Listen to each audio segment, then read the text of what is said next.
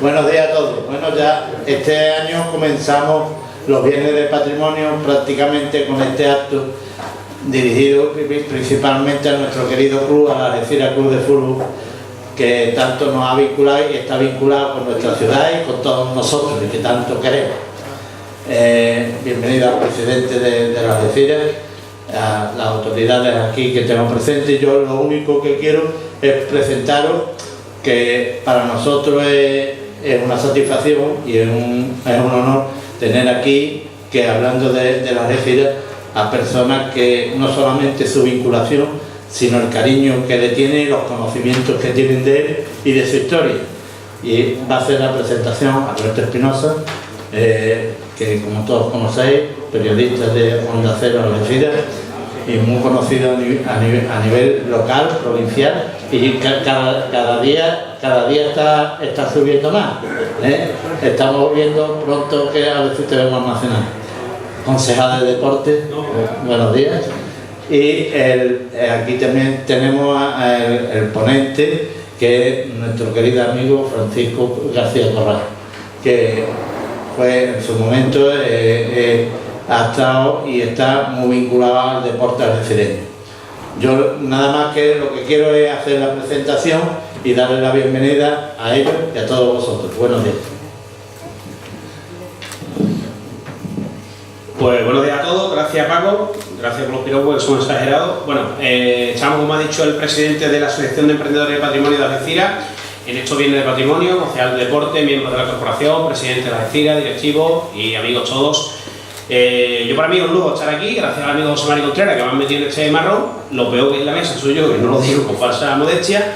Pues vamos a hablar de la historia del fútbol en las Algeciras, no solo de la Algeciras Club de Fútbol. Lo que pasa es que en nuestra ciudad, si hablamos de fútbol, es imposible desvincularlo de la entidad que tanto sentimiento aglutina y tanto nos hace disfrutar y también sufrir. Está aquí el presidente del Foro Siglo Ruiz Blanco, Ricardo Almagro, que hace un trabajo enorme. Muchas de las cosas que ustedes van a ver aquí o que van a escuchar, las van a tener en el libro que van a sacar la próxima Navidad. Paco García Corral, yo creo que necesita muy poca presentación. Dice el que sabe de natación, sabe de todo, que los que llevamos ya tiempo y veo compañeros por ahí de los medios en estas tareas, pues hemos siempre acudido a él, ¿no? Para cualquier detalle, para cualquier dato. Y bueno, José María Contreras, Paco López, bueno, gente, ¿no? que está muy vinculada, como bien sabéis, a esta asociación de emprendedores del patrimonio de Algeciras, cuidando por todo el patrimonio, y el fútbol yo creo que es uno de los patrimonios más bonitos y más emocionantes de los que tenemos. Yo, Paco, antes de presentarte a ti, le damos la palabra, si te parece, al delegado Javier Rodríguez Ros, delegado de Deportes, que bueno, pues introduzca también lo que estime oportuno. Y muchísimas gracias por esta ocasión, espero que disfruten de la conferencia. Estoy seguro que, conociendo al ponente, va a ser así. Muchas gracias. Muy buenos días a todos, compañeros de corporación, presidente de Algeciras Club de Fútbol, amigos todos, algeciristas, Paco, Alberto, Ricardo. La verdad que para mí es un honor estar con todos vosotros presentando en la mañana de hoy esta conferencia.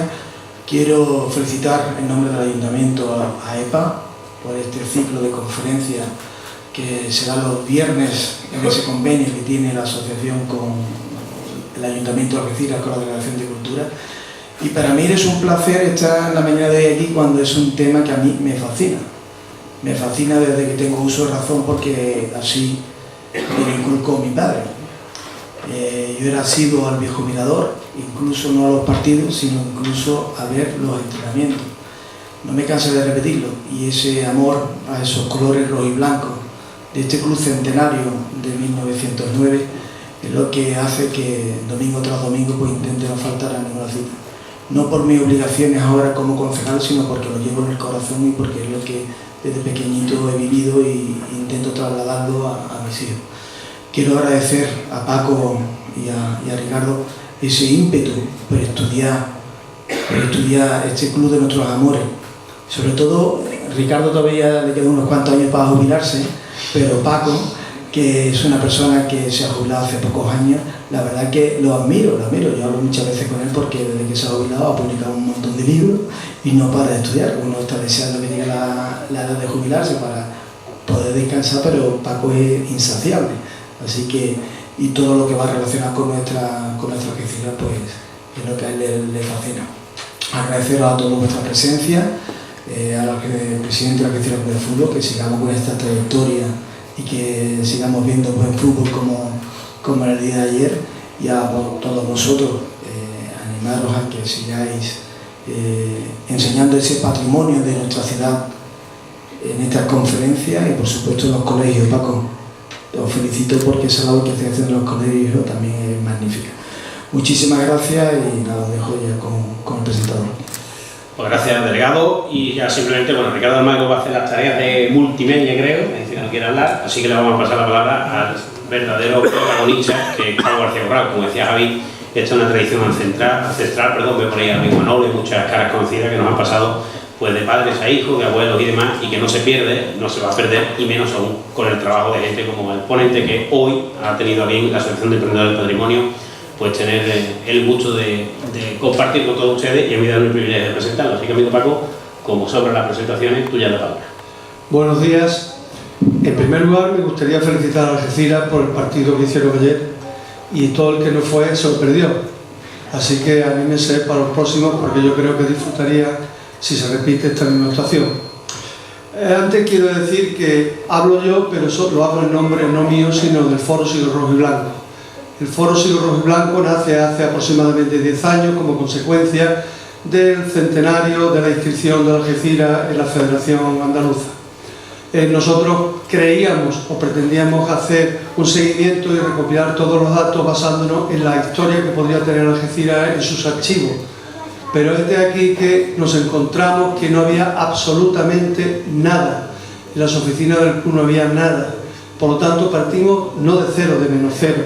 Pero gracias hoy día a los medios que disponemos, la multimedia, internet, toda esta serie de elementos hizo posible que poco a poco pudiéramos conseguir pues, una recopilación de datos que, no creo que sean los más completos, porque sabemos que en la ciudad hay muchas personas con muchos datos y nosotros desgraciadamente muchas veces lo hemos pedido y no hemos encontrado respuestas. Bueno, cada uno que haga lo que estime oportuno.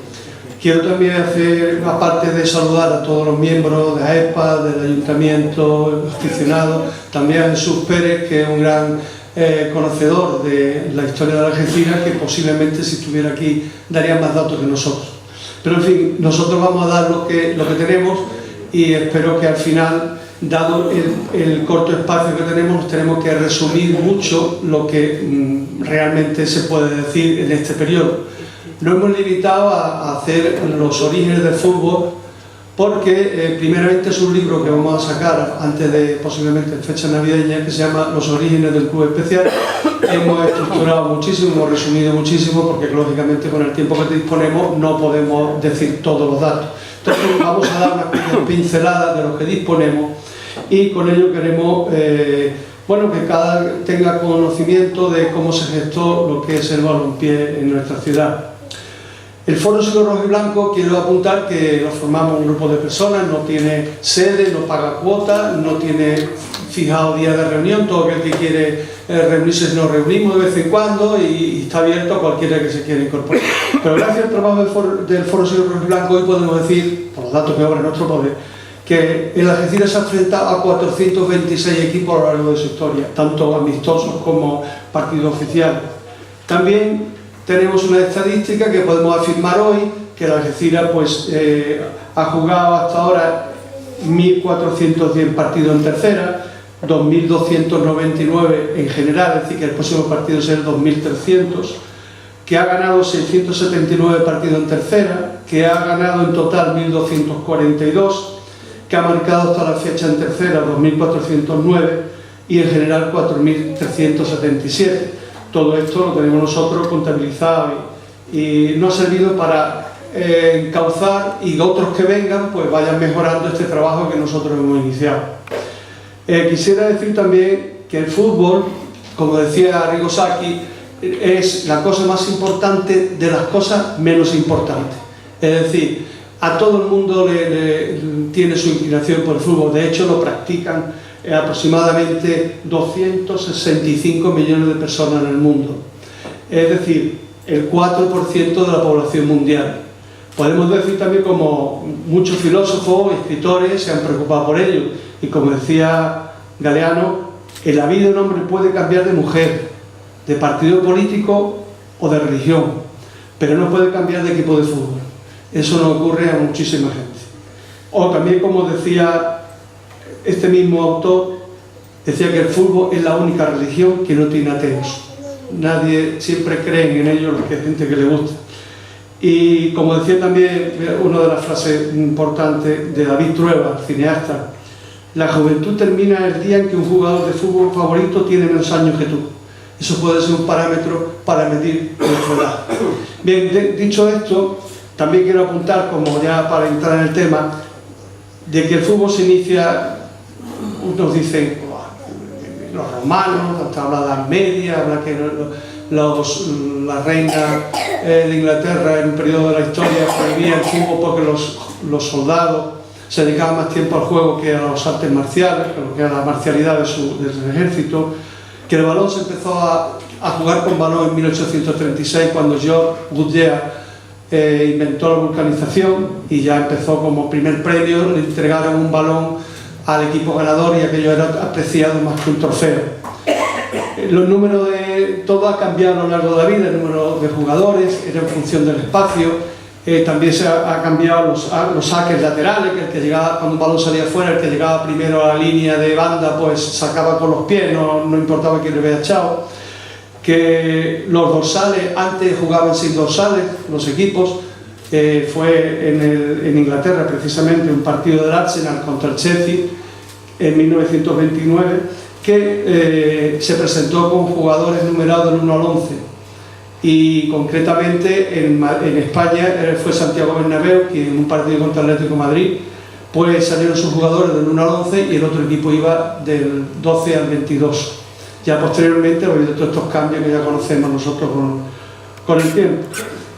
En fin, ya entrando en el tema de lo que es el fútbol en nuestra ciudad, primeramente queremos hacerlo llegar desde España. ¿Cómo entra el fútbol en España? En el siglo XIX se produce una gran revolución industrial. Son los ingleses los que en Europa empiezan a moverse, empiezan a buscar territorios porque a ellos les escasean las minerales, los productos que la siderurgia necesita mucho materia prima para ello. Entonces, en España uno de los puntos que desembarcan todos estos ingleses para, de un lado, llevarse la materia prima y por otro, construir lo que son infraestructuras que nosotros carecíamos. Y es precisamente por medio de la siderurgia, por medio de la industria textil, la naviera, la vinícola, por el cual llega el fútbol a nuestro país. Se crean clubes, como ellos le llaman, del British Club, que son una especie de reglamento que tienen ellos y con eso lo exportan o lo instalan en España. Empiezan a florecer ciudades. Vigo es un sitio que los barcos hacen escala antes de llegar a España porque traían la madera de Villa García de Arosa. Un barco se llamaba Gogo, traía los materiales a España para desembarcarlo en Río Tinto, que como sabéis es en la cuna del fútbol, porque el gobierno español, que coincide mucho con la época de la Primera República, 1868, con la Revolución, con la Gloriosa y demás, bueno, pues el Estado le vende por 98 millones de pesetas y por 99 años la explotación de las minas de Río Tinto a los ingleses. Esto se instala en Huelva, montan el tren de Río Tinto a Huelva, empieza a crecer el fútbol porque lógicamente hay mucha juventud, muchos trabajadores que vienen a trabajar en estas minas, en estos tendidos ferroviarios y los nativos ven lo que está ocurriendo, les gusta el fútbol y por lo tanto es algo que le atrae muchísimo. Da la anécdota en este caso que decían que era un juego bárbaro o un juego increíble que lo jugaban unos bárbaros en calzón corto, hasta el punto de que las madres no dejaban que los niños, sus hijos, fuesen a ver partido de fútbol porque los hombres jugaban en calzoncillo. Es decir, hay que tener en cuenta que no podemos ver todo esto con la mentalidad del siglo XXI. Hay que transformarse o trasladarse al siglo I del siglo XX, finales del siglo XIX, que no había tendencia, no había práctica, el fútbol no era algo, digo el fútbol y el deporte en general, era algo que fuera habitual. en todo caso serían los toros lo que más le atraía al pueblo en general, y en todo esto había cosas que no comprendían, que no entendían. Por lo tanto, no es extraño que nos dijeran estas cosas que nos están comentando. Incluso las reglas de juego eran totalmente distintas a las que ahora conocemos, hasta el punto de que en 1913 el portero del Recreativo de Huelva, como se llamaba Huelva Recreación Club, cogía el balón, salía hasta medio campo, y en medio campo con las manos, y en medio campo lanzaba con el pie hasta la portería contraria y marcaba goles. Es decir, aquello le sorprendía mucho al equipo, pero como lo contemplaba el reglamento, que era así, pues lo podían hacer. Lógicamente, fijaros bien hasta qué punto de vista ha cambiado el fútbol en nuestros tiempos, ¿no? Luego, en la provincia de Cádiz hay focos que se producen una entrada de fútbol, como es de pesar de Huelva, Sevilla, influjo industrial y también por influjo de los estudiantes.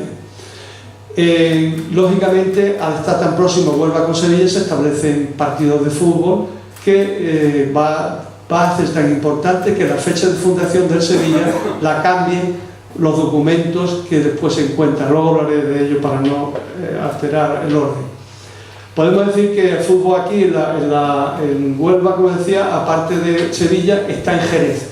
Jerez, la influencia del vino, las bodegas, la explotación de las bodegas, conocemos todos los nombres británicos que existen en el ámbito vinícola, y en esto tenemos la aparición del Jerez Fútbol Club en 1907. Y con eso se extiende a Cádiz, forma un equipo en Cádiz en 1904, otro equipo más tarde en 1910, 1911, todo después influye en toda la bahía de Cádiz los partidos que empiezan a proliferar. En el campo de Gibraltar, nosotros entendemos desde el foro que hay dos lugares por el cual entra el fútbol. Uno es por Gibraltar, que lo traen los ejércitos que tienen como base la colonia, de modo que llega a ser proliferan tanto que disponen hasta de 4 campos de fútbol, los cuales no podían participar la población civil. Más adelante, en 1902, ya el gobierno decide que le deje un campo para los civiles, porque todo aquello era exclusivamente para los militares. Esa es una forma de entrar al fútbol en que es la bahía de Algeciras. La otra es Algeciras, pero mucha gente dice, o mantiene la teoría, que el fútbol también entra en Algeciras por Gibraltar. Nosotros entendemos que entra por el tren, por la construcción de la vía férrea, con la compañía British Railway de Gibraltar, algo así se llamaba, y ellos traen también, como ocurrió en Huelva, sus empleados, sus técnicos, sus trabajadores, y la gente de aquí pues empieza a practicar este deporte, empiezan a relacionarse con estas personas y empiezan a jugar partidos. Prueba de ello que en 1902 Ernest Combe, como queramos pronunciarlo, solicita al Ayuntamiento de Algeciras un terreno para hacer la práctica de la pelota. Este terreno, según tenemos noticias, estaba por la parte detrás del Hotel Cristina, que se llamaba, si no me acuerdo mal, Huerta Duarte, correcto, ¿no? Huerta Duarte. Entonces empezamos a jugar allí ya esos partidos. El ayuntamiento da la casualidad de que no le concede este terreno a este solicitante, porque consideraba que era como suprimir o privatizar un territorio municipal, que era propiedad de todos los vecinos.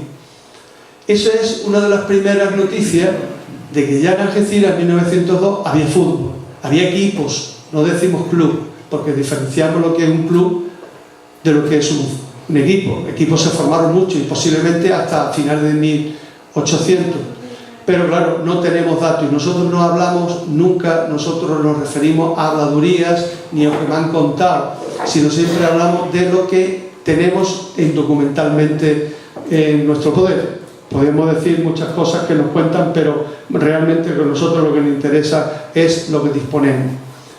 haciendo también un resumen de todo lo que estamos hablando, porque también creo que aquí hay personas mucho más calificadas y entendidas cuando nos referimos a las vías férreas, a la explotación del tren y todas las cosas que ocurren en Algeciras, y sobre todo el patrimonio, tiene que tener personas muy entendidas en estos temas.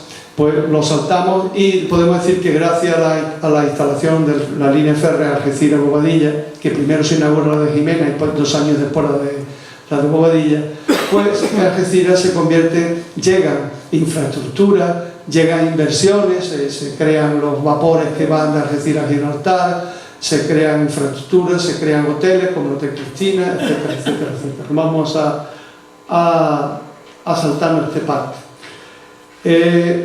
Decía antes que una de las cosas más importantes ya entramos en Algeciras, Club de Fútbol, y la fusión con la semilla que se planta en esta ciudad en cuanto al fútbol, es que hay unas fechas clave que van a determinar el nacimiento de Algeciras Club de Fútbol, o la consolidación más que el nacimiento.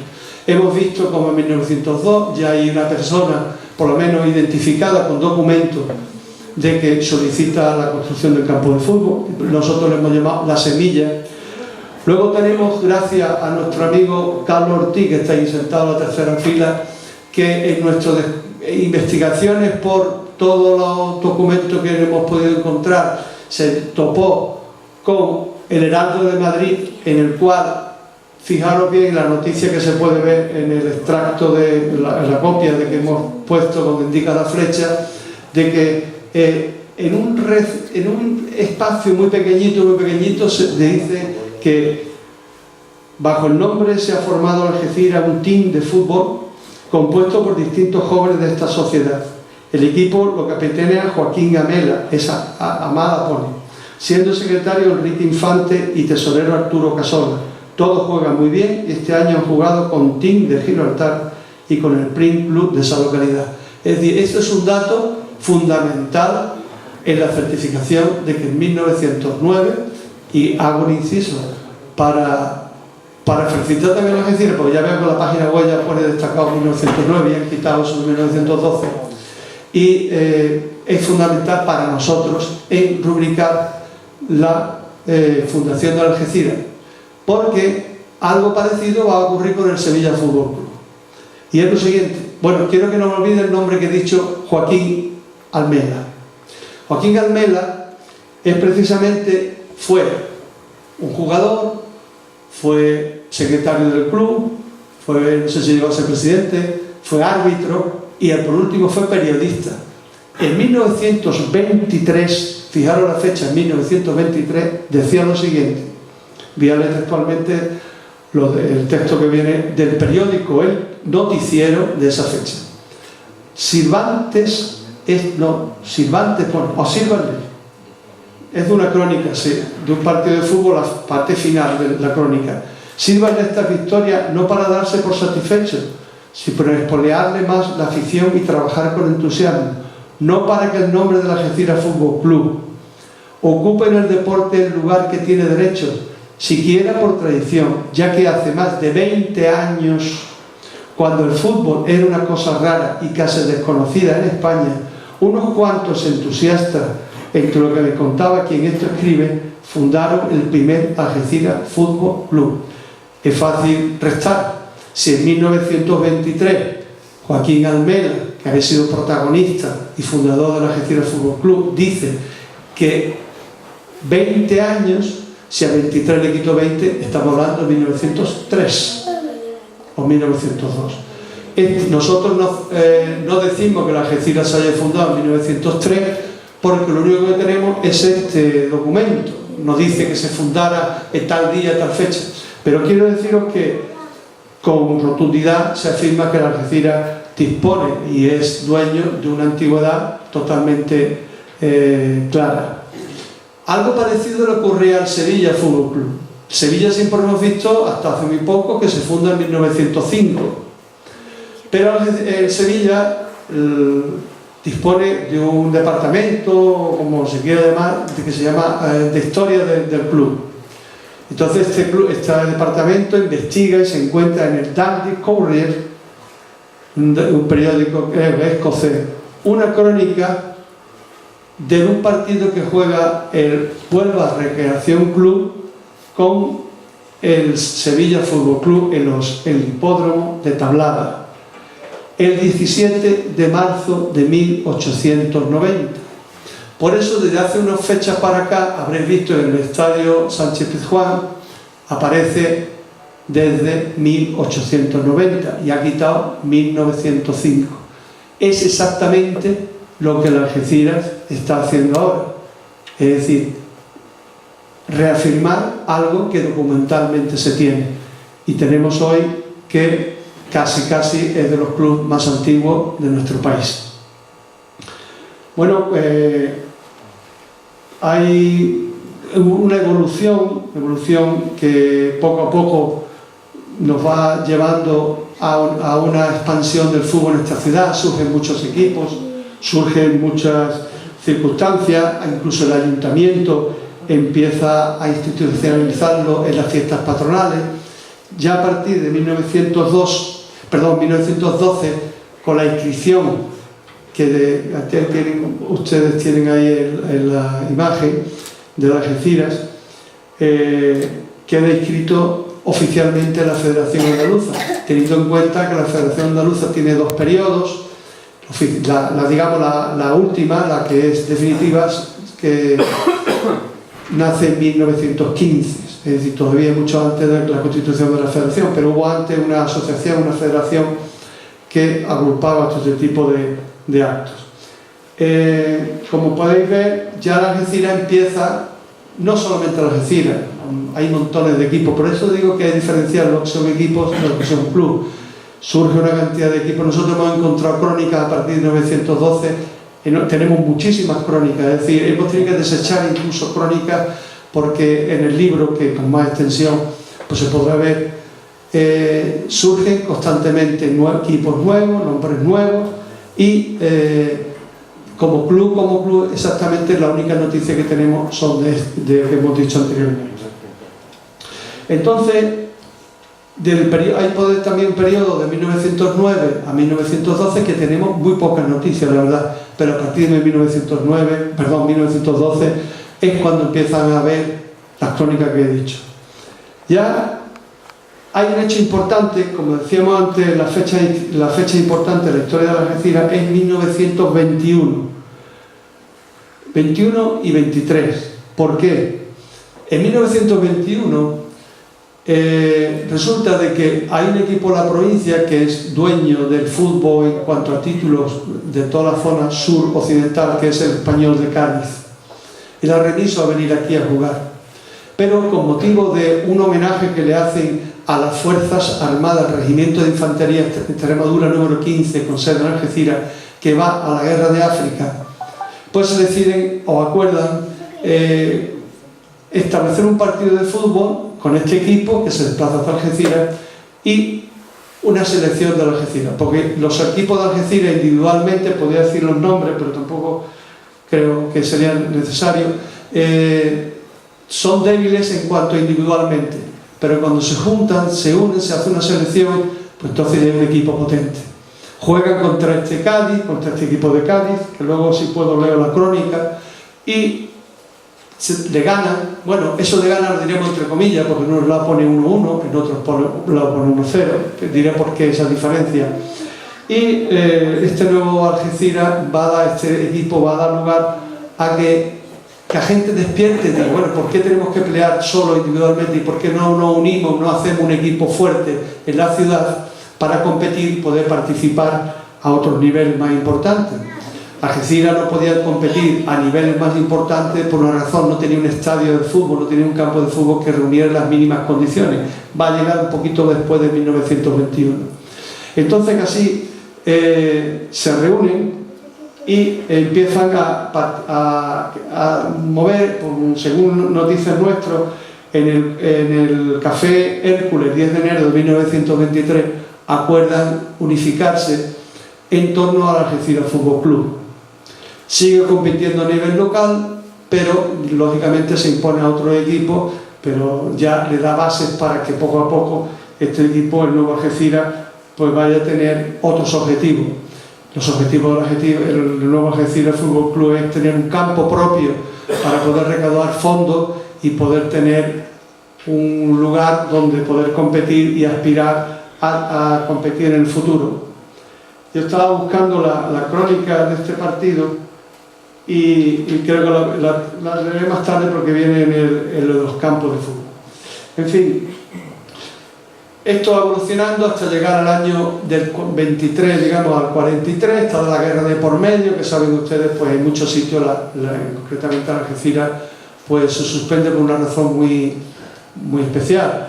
Es que el campo de fútbol del Calvario se quema, se destruye y aquello pues no se puede jugar partido en las mínimas condiciones. Por lo tanto se dedican a hacer lo que es fútbol local, surgen muchos equipos y aquello surge la guerra, muchísimos jugadores pues algunos se marchan, proliferan equipos de orden militar, infantería, aviación, etcétera, ese equipo, y la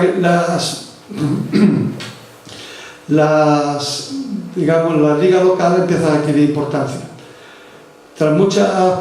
Todo esto va sucediendo ya en 1900, cuando termina la guerra, en 1940, pues ya el Frente de Juventudes colabora en construir, en arreglar un poco el campo del Calvario. Luego sería en frente al 40 y 41 se hace una liga local ya bien organizada, porque la Federación Andaluza le otorga la categoría de tercera categoría regional. Y ya más adelante, en 1941, con una Algeciras bien reorganizado y bajo la presidencia de Juan Casero, pues se organizó un equipo el cual vestía con camiseta grana, pantalón blanco, luego vestiría con camiseta roja y pantalón azul, y como igual con la selección española, y ya sería ya más adelante, ya a partir de 1941, con Juan Casero, José Rivera Aguirre y sobre todo con Bernardo Ardanaz, los que van consolidando este equipo en el ámbito local. Lo estoy haciendo todo porque el tiempo me apremia y quiero llegar a muchos puntos y tengo que saltarme muchas cosas en las cuales podríamos recrearnos, es decir, nada más con estos puntos que estoy tocando podríamos estar hablando algunas horas. El siguiente punto que quiero tocar, porque muchas cosas que dejo aquí las voy a ver luego, por lo tanto me van a permitir que me salte, quiero hablar de los campos de fútbol que hay en Algeciras. Nosotros, en los 110 años de historia que tiene el fútbol en la localidad, hemos encontrado, nos han hablado de muchos campos. Hace pocos unos días me hablaban del campo que había por donde está Los Pinos, me han hablado de otros sitios que se ha jugado fútbol, pero nosotros hemos considerado campos de fútbol aquellos que de algún modo han jugado los equipos locales y han salido en la prensa, en el diario El Comercio, en el Arduo de Madrid, o ha salido en el Lábaro Hispano, por hablar de algunos periódicos locales. Tenemos que hacer referencia precisamente en estos 110 años de historia del fútbol, que a pesar de lo que hemos dicho antes, del campo que solicita Combe, que es llamado el Tejado de la Huerta de Duarte, al lado del Cristina, que es porque se ve en los primeros lugares que se juega fútbol. Queremos hablar también del campo del depósito de ferrocarriles, que también se jugaba allí, o el llano de las pasaderas del Río Ancho, que Juan Mata nos refiere en una conferencia que dio en 1958. Hablaban que en esos campos de 1906, fijaros bien, 1906 a 1910, se jugaban en un viejo tejar que había por allí. Y ya un poco más definitivo teníamos que hablar del campo de los llanos del Fuerte de Santiago. Es un terreno que nosotros hemos encontrado algunas crónicas, como el cronista denominaba en agosto del 12, se hace eco que en las fiestas patronales se jugaba un partido de fútbol. Decía así: los equipos de balompié de esta ciudad riñeron variados partidos en el llano del Fuerte. También hace alusión Miguel Puyol, que fue el legendario jugador de nuestra ciudad, el cual en una entrevista que le hacía José Ojeda Luque y publicada por Quino López en Europa Sur, hablaba del 11 de marzo de 2010, dice: en el Fuerte, club que se llamaba así porque jugaba en las inmediaciones del cuartel de artillería Fuerte de Santiago. También tenemos el campo de la Era de los Torres, muchas veces se dice la Era de las Torres, es un horror sintáctico, pues era de los Torres. Su presidente siempre me he encontrado allí que se jugaban partidos en el Polvorín, y queriendo nombrar también la era de los Torres como uno de los lugares que se pasaba cronológicamente antes de llegar a este campo. En el libro Los orígenes del fútbol andaluz, el balón blanco y verde, los señores Bermejo y Barbado decían: juegan habitualmente los campos abiertos conocidos con los nombres de Llano del Polvorín y Era de los Torres. Es decir, que es una constante cambio de lugares en busca de mejorar el lugar donde se practicaba este deporte. El campo de Era de los Torres pertenecía a una familia propietaria de Era de los Torres, porque en Algeciras en aquella época había muchas eras, una de ellas era esta. Está situado, como veis en el gráfico, en la fotografía, en la barriada de los pescadores, porque un error de este tipo con tanta el radio de pescadores está actualmente en los antiguos carteles. Cristóbal Delgado también nos hace una crónica y hacía en su libro Cosas de Algeciras. De esta finca Era de los Torres, existente en la Villa Vieja, lo que sí conocemos es que allí estuvo el primer campo de fútbol de los algecireños. Mi padre me contaba que él iba a jugar a aquel lugar a finales del siglo pasado. Recordaremos que el libro se publicó en 1989, está refiriéndose al siglo pasado, a mí a finales de 1800. Hay una petición firmada en 1912 de un grupo de jugadores solicitando el terreno de Sala de los Torres para construir un campo de fútbol. Es decir, hay un movimiento, una inquietud muy grande en el fútbol en aquellos primeros años que quizá pues, está un poco oculta. También el cronista, en 19 de mayo del 12, decía: se jugó un partido de fútbol, cito, en el lugar denominado la Era de los Torres, entre el Campe Fútbol y el Algeciras Sporting Club, saliendo vencedor el primero por 2 goles contra 0. Es decir, hay muchísimas noticias de que el fútbol estaba consolidado, sobre todo en 1912 y los años posteriores. Oye, el diario Campo de Gibraltar de 1916 decía: el antiguo campo del Sporting, conocido por Era de los Torres, se verificó el domingo un interesante encuentro entre los dos clubes, Gimnástico Fútbol Club y Mariano Fútbol Club, ambos de esta y modernos en los anales del fútbol por ser un club que empieza. Es decir, hay muchísimos equipos, ¿no? Sigo insistiendo en la diferencia entre equipos. El llano, como estaba hablando, de la de las Torres, tendríamos que pasar a otro campo, como ya estamos viendo, el Polvorín, el campo del Polvorín de Torres Almirante. Pero es importante, según parece, la corporación municipal pretendía arrendar este campo y enajenarlo para otro uso, en un momento que el ayuntamiento pretendía hacer eso. Pero se opuso, tuvo una oposición muy fuerte por parte de las entidades que practicaban el fútbol en esta ciudad y tuvo que desistir de esa práctica. De aquí tendríamos que hablar del campo del Polvorín. Ya vemos en la fotografía, también conocido por los llanos del Polvorín o de Torre de Almirante. Eso es una torre que se construyó en el siglo XVII y se destruyó precisamente en un acuartelamiento, y esa torre que veréis por allí al pasar se destruyó precisamente por una explosión que hubo como consecuencia del Polvorín.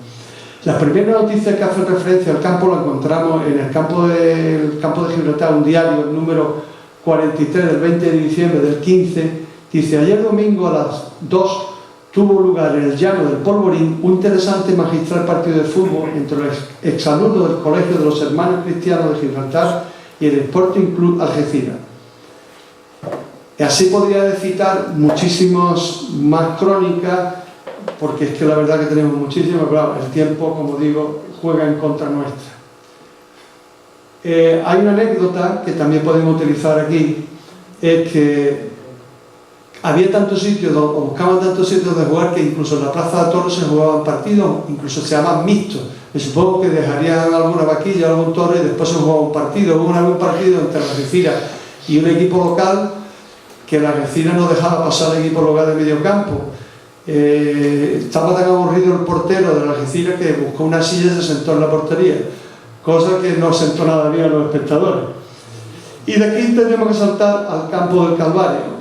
antes de quería hacer referencia, antes que se me olvide, a lo que ocurrió en 1921. Lo voy a resumir. En 1921, cuando decía lo de la crónica y por qué decían 1-1 y 1-0, porque jugando el partido contra el Español de Cádiz, la selección de Algeciras, pues ganaba el Algeciras por 1-0. Pitaba el partido el presidente de Algeciras. Y en una de las entradas que le hicieron al portero de Algeciras, que creo que lo llamaban Armando, de apodo, el tranquilo, creo que venía de la línea, jugaba de portero con el equipo de Algeciras, con la selección de Algeciras, le hicieron una entrada tan fuerte que le hicieron daño, lo tiraron al suelo y en ese melee, en ese tumulto, el Cádiz marcó el gol del empate. El árbitro que estaba en medio campo, además lo hizo las crónicas, sin quererse mojar mucho, pues el presidente dio gol válido. El partido se suspendió en ese momento porque el público invadió el terreno de juego e incluso dicen, algunas crónicas que hemos visto, que en represalia volcaron el autobús que había traído a los jugadores del Cádiz. Y esto otras crónicas no lo dicen. Por eso veréis que en muchos sitios se puede encontrar que la selección algecireña ganó 1-0 y en otros lados hemos encontrado crónicas que fue empate a 1. Ahí queda la historia, porque me supongo que cuando se armó aquel tumulto el partido se suspendería y seguramente no sacarían ni medio campo en el saque del partido. Ya no lo apagó con la historia muchas veces. Bien, saltamos, ya nos encontraríamos con el siguiente campo, que sería el Mirador. Ya todos lo hemos conocido el Mirador, algo que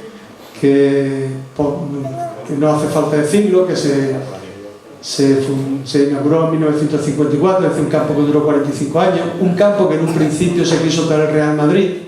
El alcalde de la ciudad, que se llamaba Ángel Silva, hizo varias gestiones con el gobernador militar para que intercediera, porque era directivo del Cádiz, para que viniera, del Real Madrid, para que viniera a jugar a Algeciras e inaugurar el campo. No accedió, luego se habló con otro equipo, total que el último que vino fue el Athletic Bilbao, que cobró 900 y pico de euros, unas 165.000 pesetas de entonces, y ya conocemos todo, esta historia la conocemos todos, que ganó aquí, algunos mejor visteis ese partido, y del Calvario, que vamos a decir que ya todos conocemos. Al Calvario le sucede el nuevo Mirador, que tampoco vamos a hablar mucho de ello, y estos son los campos de fútbol que nosotros hemos recogido en este libro que queremos presentar. Hay algo que queremos decir y quiero dejar claro en cuanto a las confusiones que pueda haber en la fecha de fundación de los clubes. Esto ha existido mucha polémica porque a lo largo de la historia del fútbol se han producido numerosas circunstancias y numerosos confusiones y peticiones, reivindicaciones y discusiones. Pero Ricardo Cabot, que fue secretario general de la Federación Española de Fútbol, ante estas circunstancias estableció en el reglamento de la Federación una serie de requisitos para considerar las fundaciones de los clubes o dar fecha válida a ellos. En primer lugar, en aquella época, si nos remontamos a finales del siglo XIX, era muy difícil establecer el día que se funda un club, cuándo se constituye, cuándo queda, a partir de qué fecha podemos decir que el club existe. Todo eso quedaba muy difuso. No existían reglamentaciones que obligaban a inscribir a los clubes, no había, la federación existía, es decir, todo esto estaba todo tan etéreo que no había una imposición en cuanto a reglamentación y en cuanto a inscripciones. Por lo tanto, había mucha confusión. Había clubes que reivindicaban una fecha, pero no había testimonios que certificaran esta inscripción. Por todo ello, establece 3 apartados que debemos tener en cuenta. En primer lugar, se dice que un club tiene su antigüedad el día de su constitución, es decir, cuando hay un documento en el cual se recoge que tal día, en tal fecha, en tal lugar, pues se funda o se crea tal club. Si ese documento no existe, tendríamos que ir a otro documento, es decir, sustituiríamos otro documento. Este documento sería el libro de registro de la sociedad del gobierno civil. Como he dicho antes, en muy pocas ocasiones los clubes en aquella época sentían la necesidad de inscribirse en el registro del gobierno civil porque no entendían para qué ¿Para qué? ¿Qué finalidad tenía si nadie se lo exigía? Entonces, tenían que buscar otra alternativa. No tenemos la primera, no tenemos la segunda, tenemos la tercera. Bueno, pues hay la inscripción y la federación correspondiente. Es que no existía federación. Pues si no existía federación, ¿cómo te va a inscribir en una federación que no existe? Bueno, pues hay que buscar otra alternativa. Y recurren al minutero de la historia, que es la prensa. Entonces dice, dan por válido la federación que si cualquier entidad presente una documentación, un artículo, una nota de prensa en la cual se diga que en tal fecha se funda un club, tiene tanta validez como el punto 3, como el punto 2 o como el punto número 1. Son los casos que ha utilizado el Sevilla Fútbol Club o que ha utilizado el Algeciras, porque hay una noticia de prensa la cual certifica perfectamente la fundación de los clubes. Es decir, con esto se acaba cualquier tipo de polémica que cualquier persona nos pueda presentar. Podríamos entrar en muchos más datos y disquisiciones jurídicas, pero tampoco ni el momento, ni el lugar, ni creo que sería muy farragoso. Por eso decimos nosotros, esto lo hemos trabajado mucho, tenemos mucha documentación al respecto, para si alguien en algún momento determinado nos quisiera rebatir estos puntos, que no lo decimos nosotros no solamente nos limitamos a trasladar lo que descubrimos, lo que nos entregan, lo que nos dan. Es decir, es algo que siempre tendremos que tener en cuenta cuando se nos presente un dilema de este tipo. También nos pueden presentar qué club que desaparece, que deja de desaparecer, que un club no tiene actividad, que deja actividad. También está contemplada la federación y también lo tenemos recogido nosotros. Muchas veces hay clubes que por distintas circunstancias de la vida pues desaparecen, bien por dinero, porque no tenga gente que lo quiera llevar adelante, en fin, hay muchas circunstancias. Pero por ello no quiere decir que el club desaparezca. El club deja de tener actividad. Voy a contar una anécdota. En 1931, el Club Recreativo de Huelva, estoy hablando del Club Decano del fútbol español, le ponen una multa de me parece que eran 500 pesetas por no sé qué, una invasión, un problema que hubo con él en un partido. Huelva no lo acepta, protesta, reclama, manda todo tipo de documentos y la federación no se lo admite. E incluso no se presentan los siguientes 3 partidos que tenía que jugar. La multa se la aumenta a 17.000 pesetas de la época, del año 31, que debía de ser un dinero. Total, que el Huelva amenaza con irse de la competición y desaparece. El Recreativo de Huelva no compite en los años siguientes. Su lugar lo ocupa el Onuba Club de Fútbol o Fútbol Club. Y está compitiendo como Onuba durante unos cuantos años. Ahora podemos verlo. Me parece que está compitiendo como Onuba desde el 32 hasta el 45, durante 13 años. Y nadie pone en duda la antigüedad del Recreativo de Huelva. ¿Habéis oído alguna vez que alguien dude de ello? No, y estuvo 13 años sin competir. No pierde su antigüedad. Su club queda registrado en los anales del registro, digamos, de la Federación Andaluza, en este caso, o española. Por lo tanto, cuando se diga por ahí que tal club no existe o desapareció, tal, que se Algeciras tuvo un periodo oscuro que no... Sí, señor, podía tenerlo y lo tuvo, pero no por ello dejó de existir. Y esto está recogido perfectamente también en la reglamentación de la federación correspondiente. Si alguien está interesado, esto lo pueden encontrar en la página 92, la he apuntado esta mañana, en el balón blanco y verde de los señores Barbado y no recuerdo otra cosa. A lo largo de la historia ha habido muchos clubes que han cambiado de nombre. Vengo a esto a decirlo porque algunos que me han dicho, me han preguntado sobre la Algeciras, España de Tánger, Algeciras, cuando la fusión que hay, también está recogido y lo diremos en su momento.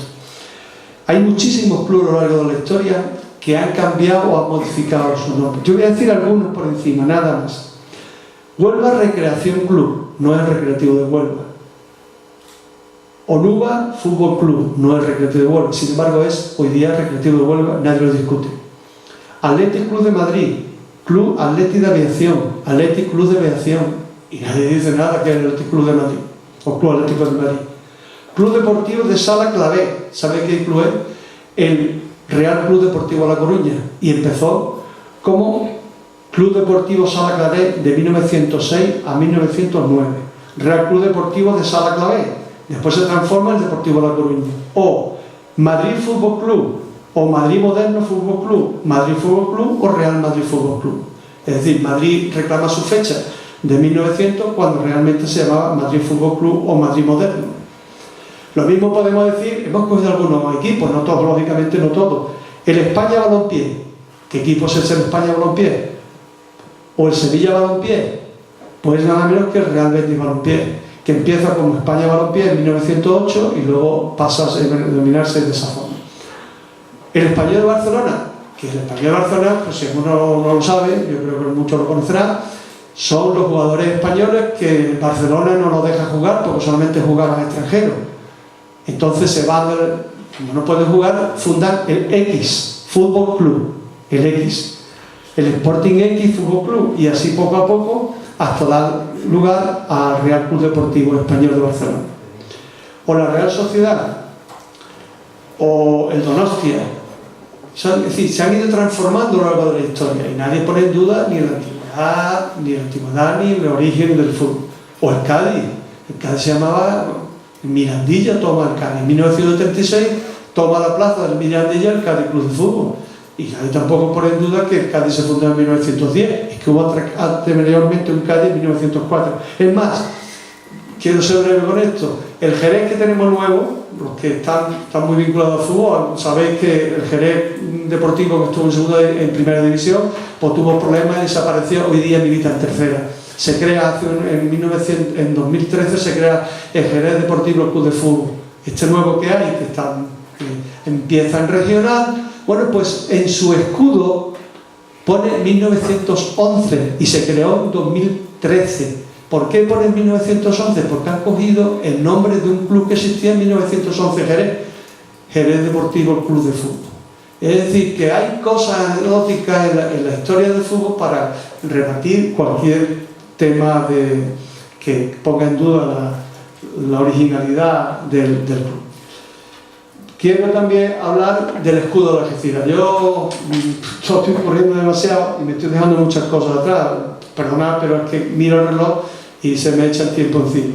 Estoy como un partido en el cual vamos perdiendo 0-1, estamos dominando y el árbitro no amenaza con pararnos. Y estoy igual. El escudo de Algeciras tiene varias vertientes.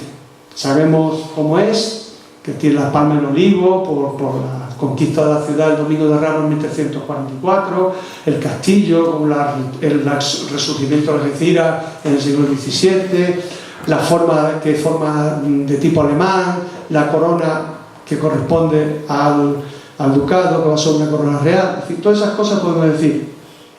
Estamos vinculados al algo, digamos, tema real. Y quiero entretenerme en ello por algo importante. El Algeciras está transformando su escudo en función de los años.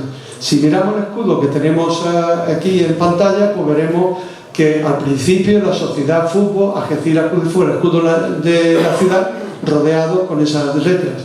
Luego, a partir de 1923, empiezan ya a modificarlo con unas variaciones del 41, como vemos, hasta el 95.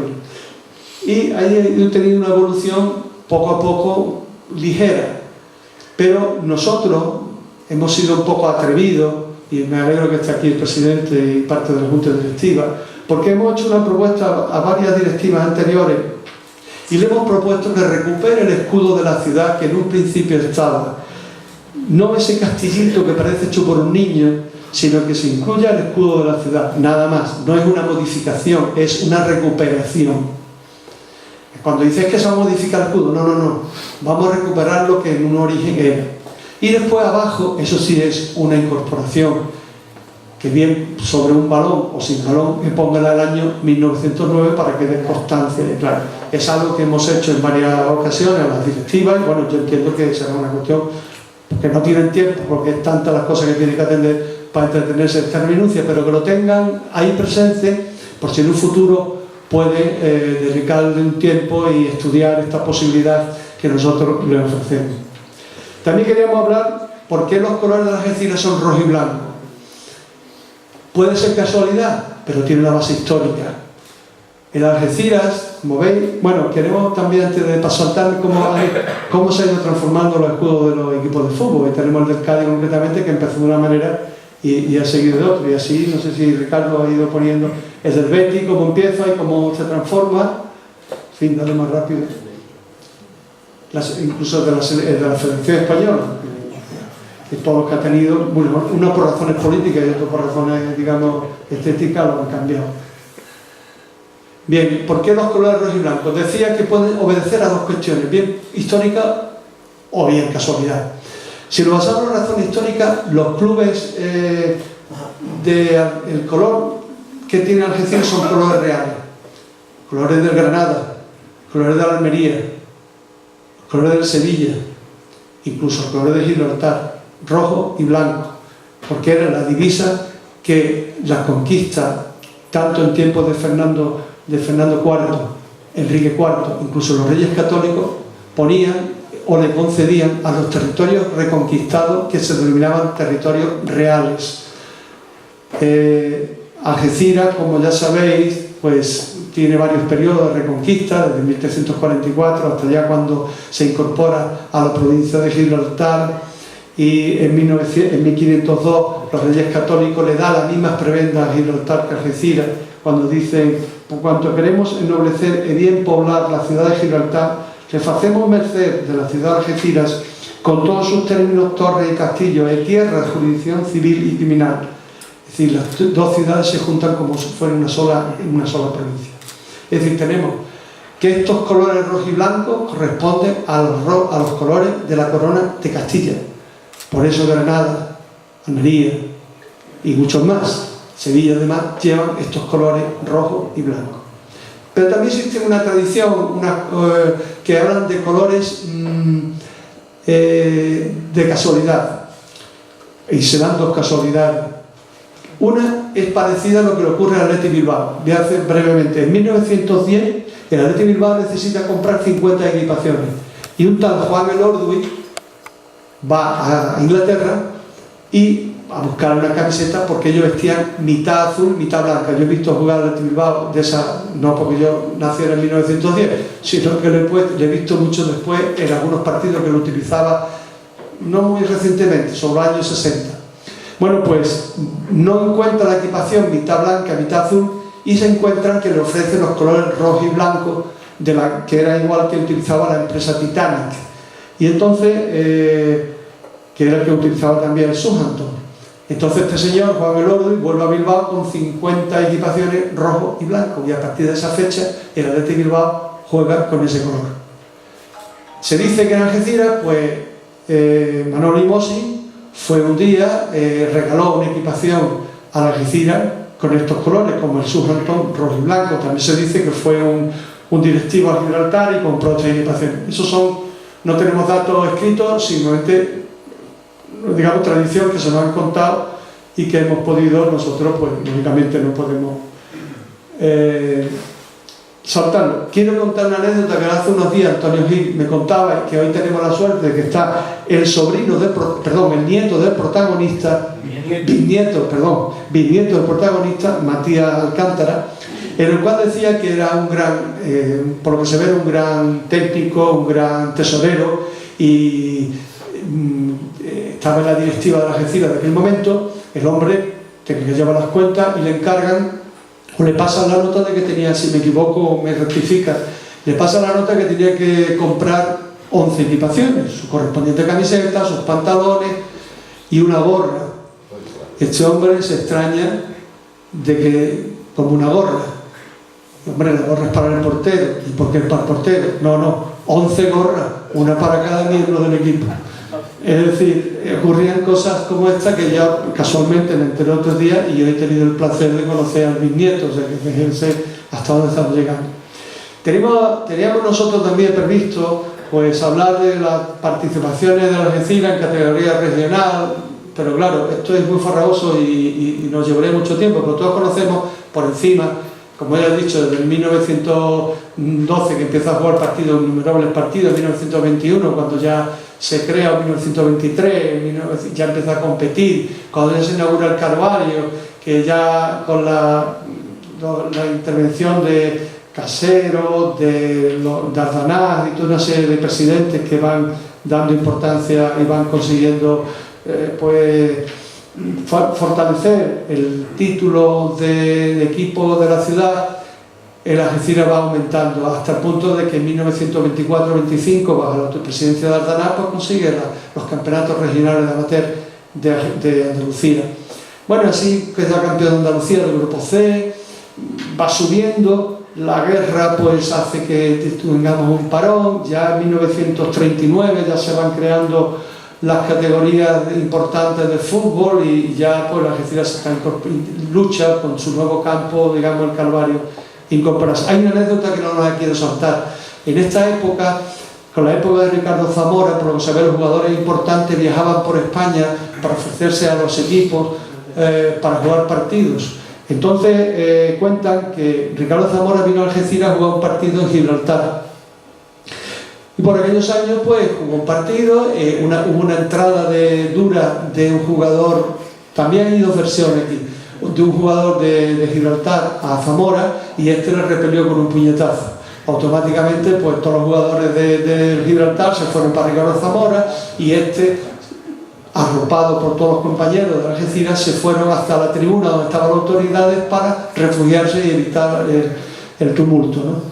Eso es algo que en esa reseña del Heraldo de Madrid no viene esta anécdota que estoy contando, si viene que se ofrecía a jugar partidos, y ahí lo tenemos participando con un equipo de Algeciras. Surge la Corchera, surge un equipo importante que van ganando prestigio. Hay épocas que Algeciras participa con más o menos éxito. En fin, ya hasta 1943, como ya sabéis, que Algeciras asciende a categoría regional, tercera división, y ya en tercera división pues ya conocemos toda la historia y que ahí nos vamos a entrar porque ya nos perderíamos. Hay muchos equipos locales en esa época, ahí tenemos todos los equipos que van surgiendo en la ciudad.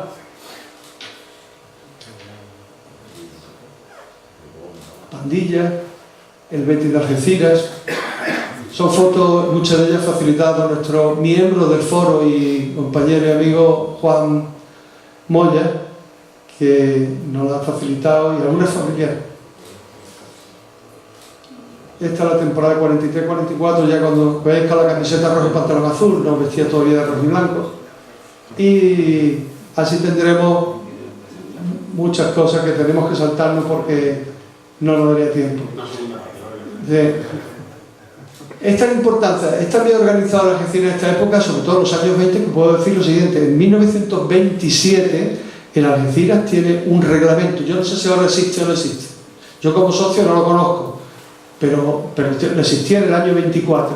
Y es curioso, trataba de las juntas, trataba de los vicepresidentes, tesoreros, secretarios, pero hay una cosa muy importante, decía, el capítulo décimo, el capitán jugador, esa es otra, el capitán jugador deberá presentar con 48 horas de antelación la lista de los jugadores para que la avise la junta directiva. Es decir, el capitán es el que decidía, por lo que se ve, los que jugaban el domingo. Y el capítulo 11 se fija el domicilio del club, la calle Sacramento. Y ahora, también en el año 27, se hace otro reglamento, y lo que más nos llama la atención es el manual de normas a seguir por los jugadores del club, pero hecho en imprenta, no en un librito. Y sobre todo nos llama la atención el artículo 13, dice: los jugadores deberán retirarse a descansar a su domicilio el lunes, martes, miércoles, jueves, antes de las 12 de la noche, y los viernes, sábado y domingo a las 11. Las sanciones a imponer serán de 500 y 1000 pesetas. Es decir, yo creo que sería un buen dinero en aquella época, ¿no? Y para dar fiel cumplimiento a las presentes instrucciones, el señor entrenador visitará los respectivos domicilios a los jugadores, agradeciendo a todos de antemano la colaboración y facilidad de la labor recomendada. Es decir, como cuando uno hacía la mili y tenía pase de pernocta y iban a verlo la policía militar si estaba en su casa. Esto es el año 60, dice Ricardo. Bueno, yo me vaya a perdonar porque he corrido muchísimo, me he saltado muchísimas cosas, pero yo cada vez que veía el reloj me daban 45 minutos, yo creo que el árbitro me ha dado unos minutos de más, ¿no? Y bueno, sé, perdonadnos, hemos hecho lo que hemos podido, pero insisto, es lo que tenemos. y esto se debe gracias a todos mis compañeros del Foro Cívico Rojiblanco. Muchísimas gracias.